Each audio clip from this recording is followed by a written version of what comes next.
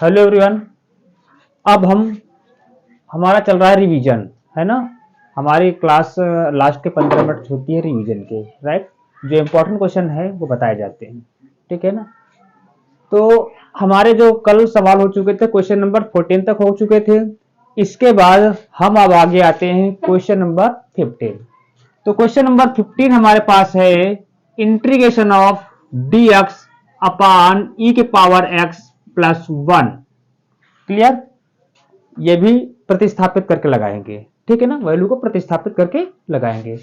तो हमारे पास हर के रूप में है ई के पावर एक्स प्लस 1, है ना। तो आप जानते हैं इसका कोई भी फार्मूला हमारे पास नहीं है ना। कोई भी फार्मूला है ही नहीं। तो इसको हम क्या करेंगे, थोड़ा सा इसको सरल बनाने की कोशिश करेंगे ताकि हमें कोई ना कोई फार्मूला प्राप्त हो जाए, ठीक है ना। तो हम क्या कर सकते हैं कि e के पावर x प्लस 1 है, इसमें हम e के पावर x हर से कॉमन ले लेंगे। क्या ले लेंगे? कॉमन लेंगे। आ रही बस ना रही? आप कॉमन ले लीजिए या आप भाग करवा दीजिए अंश और हर में। अब ये क्यों करवाया जा रहा है? हमारे पास हर है e के पावर x प्लस 1। सपोज अगर हमारे पास e के पावर x प्लस 1 जो है, अगर ये t का रूप ले लेती है और तो ये बन जाता है 1 अपान टी। लेकिन इसका dx कहां पाएंगे आप? नहीं पाएंगे ना। तो इसका जो समा अवकलन होता है वो अवकलन होता है e के पावर x। e के पावर x क्या होता है? e के पावर x। और कांस्टेंट क्या होता है? 0 खत्म। तो e के पावर x dx बराबर क्या बन जाएगा आपके पास? dt। अगर हमारे पास e के पावर x ऊपर होता तो हम डायरेक्टली ले लेते e के पावर x प्लस 1। आई बात ना। चलो हम एक क्वेश्चन पुट अप करते हैं इसी के लिए। हमारे पास एक क्वेश्चन है e के पावर x dx अपान e के पावर x प्लस 1। ये हमारे पास एक क्वेश्चन है। तो हम क्या करेंगे, जो हर है इसको हम t मान लेंगे।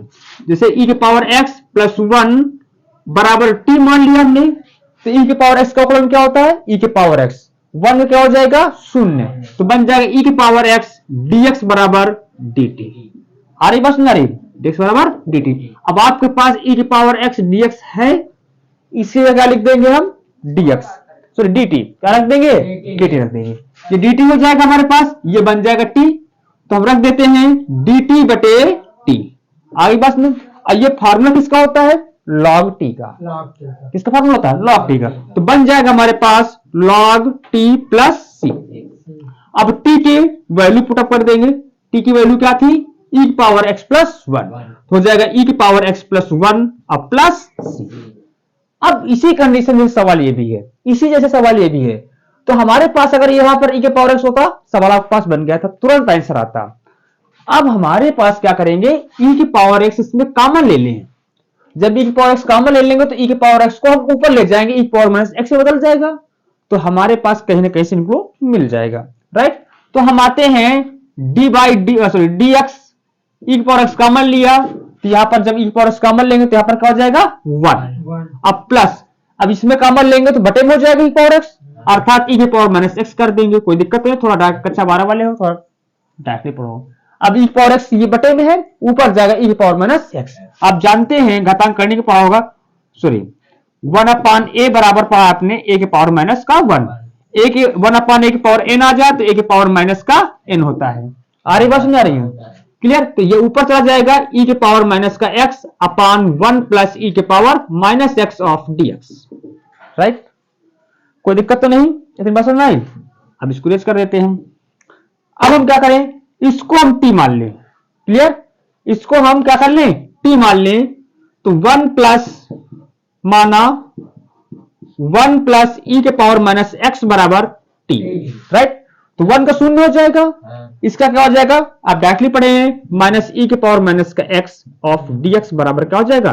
dt। अब आपके पास e के पावर माइनस x dx है, माइनस तो है ना, उधर ले जाओ dx माइनस को, क्या हो जाएगा? e के पावर माइनस x dx बराबर dt। आ रही बात समझ आ रही है? कोई दिक्कत तो नहीं। अब ये हमारे पास क्या हो जाएगा बेटा? ये क्या हो जाएगा? ये बन जाएगा dt। क्या हो जाएगा? इंटीग्रेशन ऑफ dt बटे ये क्या बन जाएगा? t। तो इसका वैल्यू क्या होती है? log t plus c। T का मान रख दो, तो log टी का मान क्या है 1 plus e power minus x plus c, that is your answer. Clear?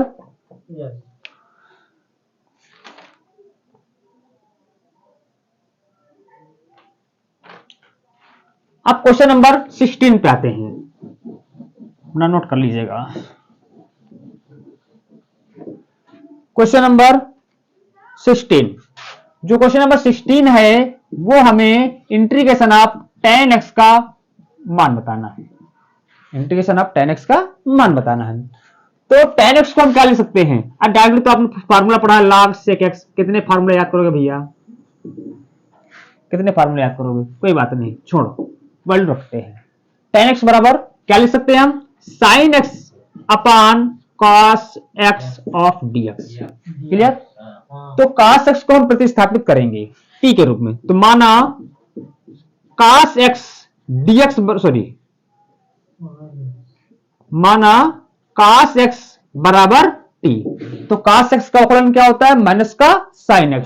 तो क्या हो जाएगा? माइनस का sin x dx बराबर क्या हो जाएगा? dt। Minus sin x dx बराबर dt, राइट? तो आपके पास माइनस तो है नहीं यहां पर, तो बन जाएगा sin x dx बराबर माइनस dt, राइट? तो यहां पर लिख दो माइनस dt, अब बटे में t। सूत्र क्या होता है इसका? log t 1 upon t log t। तो minus log t plus c, तो माइनस log t की वैल्यू क्या है? cos x plus c। अब ये जो माइनस है ना, अब आपके पास माइनस log x आ जाए तो इसका मान होता है log 1 अपॉन x, राइट? तो हम लिख देंगे log 1 upon cos x plus c। 1 upon cos क्या होता है? sec x। तो log sec x plus c, that is your answer, right? इसी प्रकार अगर हमारे पास क्वेश्चन आ जाए integration of cot x dx का निकालना, तो हमारे पास क्या हो जाएगा? cos x upon sin x of dx। इसमें क्या मानेंगे? sin x को t मानेंगे, माना sin x बराबर t, तो क्या हो जाएगा? cos x, sin x का अवकलन cos x dx बराबर dt। अब आपके पास cos x dx है ही है, तो यहां पर लिख देंगे हम dt। तो लिखेंगे dt बटे t क्या होता है? log t plus c। तो log t का मान क्या माना तुमने? sin x। तो log sin x plus c, ये हो गया। इसके सारे ये भी कर सकते हैं आप।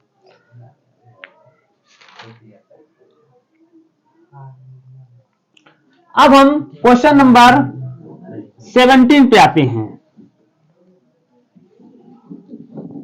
क्वेश्चन नंबर 17 पे आते हैं।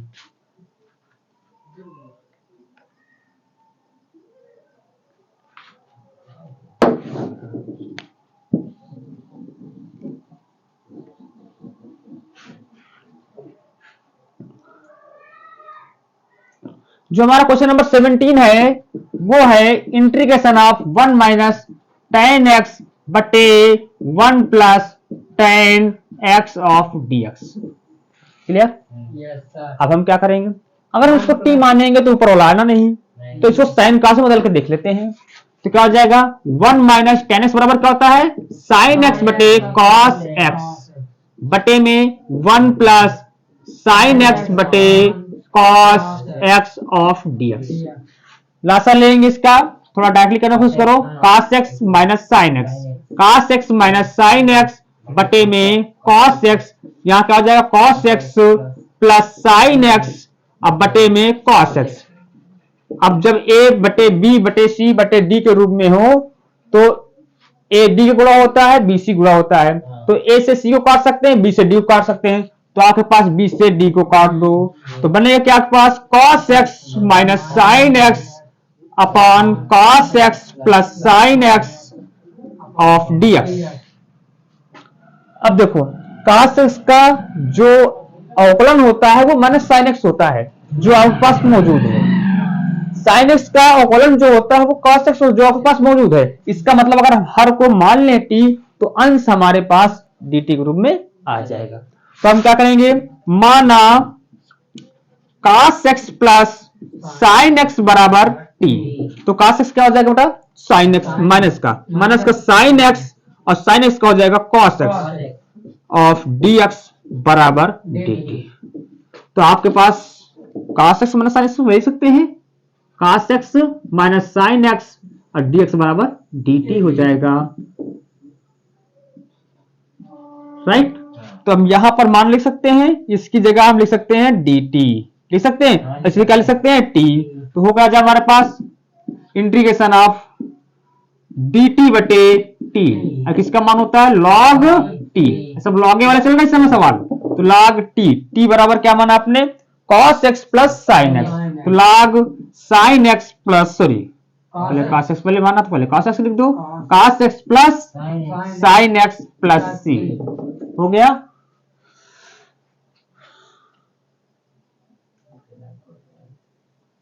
अब हम आते हैं question number next 18।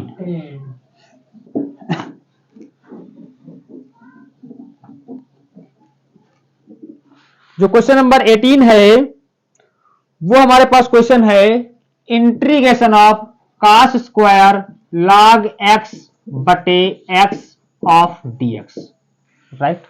cos square log x upon x of dx, इसका समाकलन करना है। तो आप जानते हैं, देखो log x बटे में x लिखा हुआ है, तो आप जानते हैं log x का जो अवकलन होता है 1 अपॉन x होता है, और 1 अपॉन x का समाकलन log x होता है। तो कर देंगे माना log x बराबर t, तो हो जाएगा 1 अपॉन x dx बराबर क्या हो जाएगा बेटा dt हो जाएगा। तो integration of log cos square t ये dt बन जाएगा, तो cos स्क्वायर t और इंटू dt।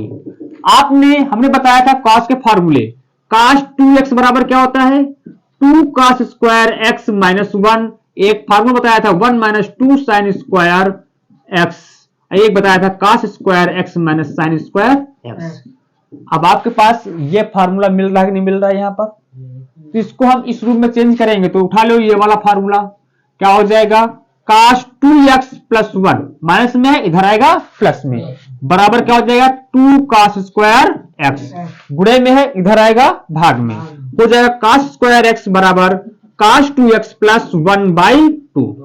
अब यहां पर मान रख देंगे cos स्क्वायर x का cos 2x के पदों में, तो वो क्या जाएगा cos 2x plus 1 by 2 of d, sorry x नहीं है t है यहाँ पर, तो cos 2t of dt, 1 by 2 constant है, 2 कांस्टेंट बाहर कर दो, 1 upon 2 integration of cos 2t plus 1 of dt।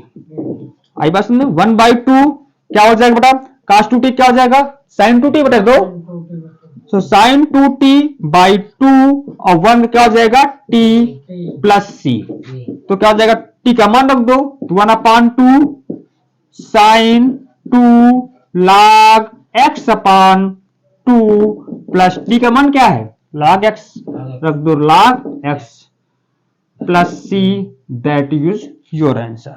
कोई दिक्कत तो नहीं, खत्म हो गया आंसर आपका।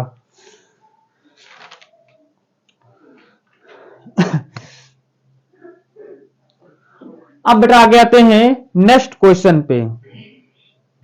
नेक्स्ट क्वेश्चन है हमारे पास, ये क्वेश्चन नंबर कौन सा था 18 था ना। अब क्वेश्चन नंबर आते हैं 19 पे।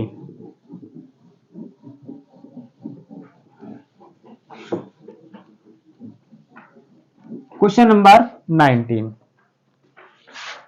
क्वेश्चन नंबर 19 है हमारे पास integration of cos x upon cos x minus a of dx, clear. तो इसमें हमारे पास क्या है x माइनस a, अब हल करना पड़ेगा, नीचे हर लंबा हो जाएगा पर दिक्कत आ जाएगी। अंश में लंबा हो जाए दिक्कत ज्यादा नहीं आती, हर में शॉर्ट होना चाहिए ताकि हम काट आसानी से सके। तो हम क्या कर लेंगे x माइनस a को t मान लेंगे, माना x माइनस a बराबर t, तो इसका फलन dx बराबर dt। अब a का तो होना नहीं क्योंकि कांस्टेंट है, तो आपके पास जब x माइनस a बराबर t माना तो x बराबर क्या हो जाएगा, तब x बराबर हो जाएगा t प्लस a। तो जहां x है वहां t प्लस a लिख देंगे, और जहां ये है वहां t लिख देंगे, तो हो क्या आ जाएगा हमारे पास cos t प्लस a बटे cos t डी टी। कोई दिक्कत तो नहीं। अब ऊपर वाला फॉर्मूला पूरा पढ़ दो। cos a प्लस बी में सूत्र क्या होता है? cos a cos b, b क्या है? a minus sin a sin b, b क्या है? a बटे cos a अर्थात cos t। भाग दो अलग अलग तो क्या हो जाएगा? cos t cos a बटे cos t dt कर दो minus sin a sin t बटे cos t ऑफ dt। तो cos t से cos t खत्म, क्या बन जाएगा? cos a dt minus sin a constant है, बाहर कर दो, बाहर ही कर दो directly. sin a integration of sin upon cos tan बन जाएगा tan t ऑफ dt। इसका हो जाएगा, बाहर हो जाएगा, dt क्या होता है? t, तो t cos a minus sin a और tan t का पहले फॉर्मूला बताया था log sec x, sec t हो जाएगा, तो log sec t plus c। तो t का मान क्या है? x minus a। t का मान क्या है? x minus a। रख दो cos a minus sin a log sec x minus a plus c, that is your answer. Clear? Yes sir.